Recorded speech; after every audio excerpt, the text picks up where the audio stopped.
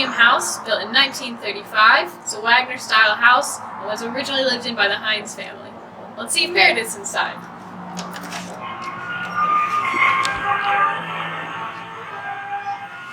Hi, welcome to E15. Hey Marissa, would you take the record off the controller? Sure. Welcome to E15's kitchen. This is sort of the heart of the house, and this is where a lot of homestead women would be preparing meals, canning goods, and all kinds of activities related to homestead subsistence living here. So the Wagner style houses are a little bit different in the kitchens than the Hodgson style. The Hodgson had less windows, they were a little bit more cramped and maybe not exactly easiest for families to be working in. So this sort of answers the problems of that and provides extra space, a lot of light, which was sort of Eleanor Roosevelt's hand in crafting this part of the house. She insisted on a lot of windows and a lot of open, sort of fresh, clean air coming in and out. So over here, we've got a 1934 Frigidaire Refrigerator. This was not necessarily a homesteader refrigerator, but they all looked just like this, and they were in every one of the 165 houses, because every house had electricity and refrigeration, which was huge, especially for rural West Virginia at the time. We also have this coal or wood-burning stove, and in here is where we would sort of prepare a lot of meals out of this stove, so the stove got a lot of miles. So next we're going to go into the living room and Marissa's going to show you that.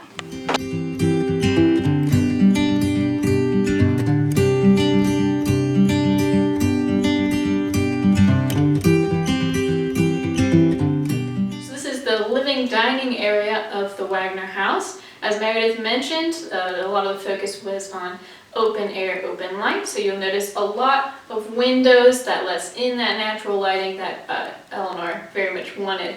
Part of the design was the parquet flooring, which is unique to the Wagner style houses. And we fortunately have the original flooring in E15.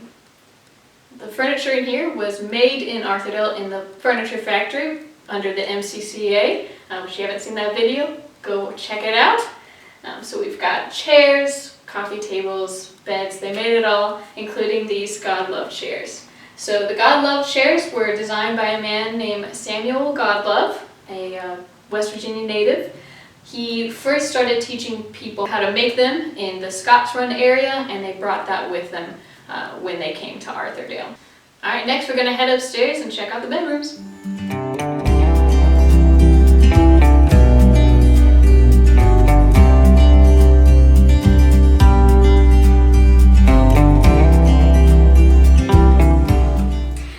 So this is the master bedroom. This is where the parents, the homesteader parents, would often live. But if they had a lot of children, they would sometimes give up this room and take a smaller room, because as you can see, we kind of have this outcropping that would afford them a little bit more space. So in here we have a lot of feed sack clothing. So this dress is a feed sack, beautiful dress. We have hand-woven goods. And even these yo-yos on the dress are all feed sack. So you can imagine the time it took to make these. But like Marissa was saying, a lot of the furniture in this room is actually something made from the furniture factory, which we toured earlier. So this bed frame, the nightstand, the dresser, and even this hutch there. So a lot of these pieces are you know, sort of where they were created originally. So we're going to move into the kids' room next, and Marissa's going to take over from there. The Wagner style houses only had 4 bedrooms. Some families had up to 12 or 13 children, so they had to come up with a couple different ways to give everybody someplace to sleep. So there were a couple ways they did this. Sometimes they would just have multiple kids per bed. Sometimes they would make bunk beds out of the pre-existing beds made by the MCCA in the furniture factory. So the way they did this was very simple. They just drill a hole in each of these, put a stake in there, and you've got a bunk bed. Around Christmas time, Eleanor Roosevelt would always send money down so gifts could be bought for the children around Arthurdale, such as this stove right here. We continue this tradition with our local Tire Kickers Club, who provides gifts for children every year around Christmas. Next, we're going to check out the bathroom.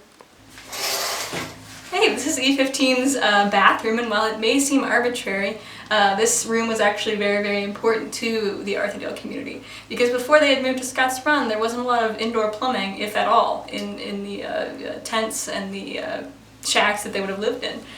So clawfoot tubs like this, indoor plumbing with toilets and sinks was absolutely cutting edge and really, really important and vital to not only the welfare of the community, but also just, cleanliness in the home. Alright, so we're going to head outside after this and check out the root cellar. This is E15's smokehouse and root cellar. This first section we're in here is the smokehouse. They would hang up their salted meats in here and use it for storage for our original farming equipment. The root cellar's back there. Let's go on inside. Come on in. So it is noticeably cooler in here. Therefore, they would use it for storing canned goods and different foods for over the winter. How they did this, most root cellars are kind of dug into the ground, but rather than doing that, they just piled dirt on top of the root cellar. Therefore, it creates the same effect of keeping it cooler. Alright, that concludes our tour of E15. Stay tuned for more videos.